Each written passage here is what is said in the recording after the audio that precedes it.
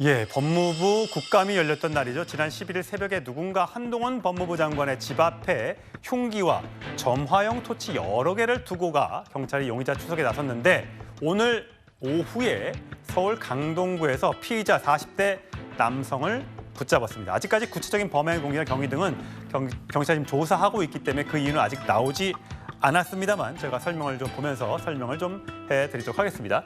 자, 여기 쭈그리고 앉아 있는 남성, 쇼핑백을 들고 있고 오른쪽에 무언가를 내려놓고 있는 그런 사진입니다. 이게 이제 흉기와 토치고요. 뭘 안에 또 들고 있어? 여기 안에 숨겨왔는지 아니면 여기 안에 다른 게 들어있는지는 알 수 없습니다만 오늘 낮에 강동구에서 붙잡혔습니다.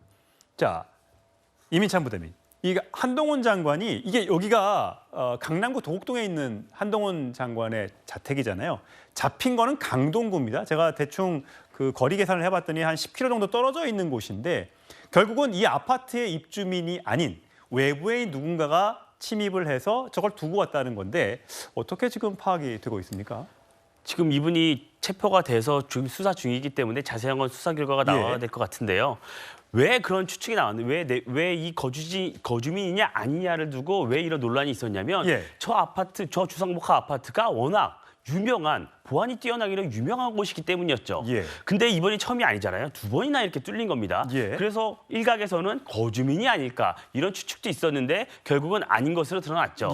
저 사람이 아주 교묘하게 CCTV가 없는 곳을 피해서 계단으로 올라가서 저를 두고 왔다 이렇게 지금 알려지고 있지 않습니까? 그래서 아주 의도적이고 계획적이다 이렇게 볼 수 있을 것 같고요. 저는 이런 방식의 어떤 살인 예고 이런 게 이 민주당의 극단적인 정치, 선동 정치 이런 게 낳은 아주 안 좋은 사례라고 저는 생각을 합니다. 극단적인 행동, 단식을 하고 극단적으로 단식 현장에 가서 자해를 하고 이런 극단적인 정치, 분열의 상에 낳은 아주 안 좋은 예인데요. 저는 어떻게 저기 접근을 했고 어떻게 저런 행동을 했는지를 철저하게 수사를 해서 응당한 죗값을 치러야 한다 이렇게 생각을 합니다. 서정욱 변호사님, 이게 일부 이제 민주당 강경 지지자들 사이에서는 이제 거기에 있는 그 카페나 이런 데 올라온 글을 보면 야, 저렇게 보안 철저한 그 아파트 단지에 어떻게 저거 사람이 들어갔겠냐. 이거는 한동훈 장관 측에서 만든 뭐 자작극이다라고 얘기가 이제 돌았나 봐요. 그랬더니 이제 이게 영상과 사진이 공개되면서 아니네? 라고 지금 된 것 같아요. 지금 그게 개딸 수준입니다. 개딸들의 주장이 상식에 맞습니까? 황당무계한 주장 아닙니까? 한동훈 장관이 뭐 때문에 무슨 이익이 있어서 자작극을 하겠습니까? 이게 말이 안 되고요. 저는 이 범죄가 큰 범죄입니다. 우리 판례가요. 한동훈 장관 집이 10층이잖아요. 예를 들어. 근데 그 동의 1층에만 가도 주거침입 기수입니다. 그러니까 보통 이제 현관문에 이렇게 비밀번호 누르고 들어가잖아요. 그렇죠. 들어가는 순간 기수예요. 입주민이 아닌데 특별한 이유가 없이 방문이 아닌 거를 그냥 들어가면 그게 범죄가 되는 거예요. 그게 주거침입 이미 기수입니다. 10층까지 올라올 필요 없이 1층에 들어오는 순간에 기수고요. 그다음에 두 번째 그 흉기 있잖아요. 이거는 확고하게 판례가 그 흉기를 사용할 의사가 없었다 하더라도 협박이 된다. 이게 확고합니다. 이 사람이 뭐 칼로 한동훈 장관 찌르려고 뭐 이런 게 없다 하더라도 그 자체가 흉기를 놓은 게 협박이다. 저는 영장 청구 당연해야 되고요. 이거와 관련해서 문제가 더 탐사가 있어요. 그때 처벌이 너무 약했어요. 더 탐사가 지금 한동훈 장관을 한 달 가까이 미행한 게 있었죠. 이게 스토커인데 처벌이 아직 안 되고 있고 그다음에 그 후에 5명이 한동훈 장관 집 앞에 딱 그 10층이면 10층 현관까지 가서 중계하면서 막 문을 열려고 하고 그다음에 택배 확인하고 이런 난동을 부리는데 이게 영장에 기각된 거예요. 이게 말이 됩니까? 일국의 법무부 장관한테 집 앞에서 이런 난동을 부리는 더 탐사. 이 자들은 자기들이 유불리했다가 어떨 때는 유튜브를 했다가 어떨 때는 언론에 취재를 했다가 이런 사람들을 엄벌에 안치하니까 이런 일이 계속 생기는 거예요. 반복해서. 저는 이런 식으로 이게 바로 민주주의의 테러입니다. 저는 이번에야말로 정말로 구속을 해서 제대로 엄벌에 쳐야 된단 말이에요. 근데 법원에서는 그렇다면 만약 언론이라고 하면 공인, 장관쯤 되는 공인이라면 그런 정도의 취재나 이런 행동에 대해서는 용납을 해야 된다. 그냥 이해하고 넘어가야 된다. 이런 판단으로 영장을 기각했던 건가요? 그건 아니죠.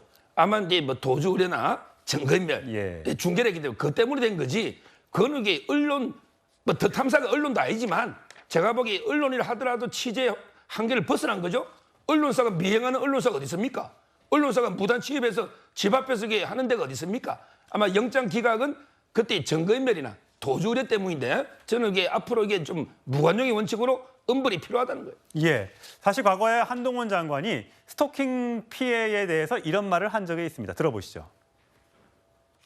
최근에 스토킹 피해 당하셨는데 해당 유튜브에서는 이제 취재 활동이라고 주장하고 있단 말이죠. 그 약점을 잡아보려고 밤에 미행한 것 같은데요. 제가 이상한 술집이라도 가는 걸 바랬겠죠.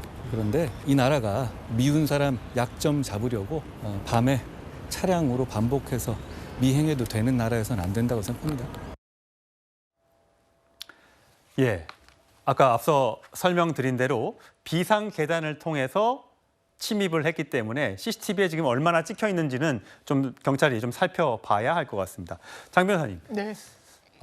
물론 한동훈 장관이 민주당 의원들과 여러 의원들과 이제 설전을 많이 벌이면서 민주당 지지자들한테는 한동훈 장관이 눈에 가시처럼 비춰질 수도 있겠습니다. 물론 지금 이번에 그 흉기를 놓고 간 사람이 민주당 지지자인지 아니면 일반 사람 시민인지는 알 수 없습니다만 이런 등등은 이제 여러 가지 설전들이 화면에 많이 노출되면서 한동훈 장관에 대해서 뭐 좋은 감정을 갖고 있는 분들도 있지만 또 싫은 감정을 또 표출하는 분들도 그래서 많아지는 것 같아요. 그렇습니다. 굉장히 좀 언론에서 주목도가 높은 장관님을 부인할 수는 없고요. 아까 더 탐사와 이런 지금 특수협박의 범죄를 조금 대별해서 볼 필요는 있을 것 같습니다.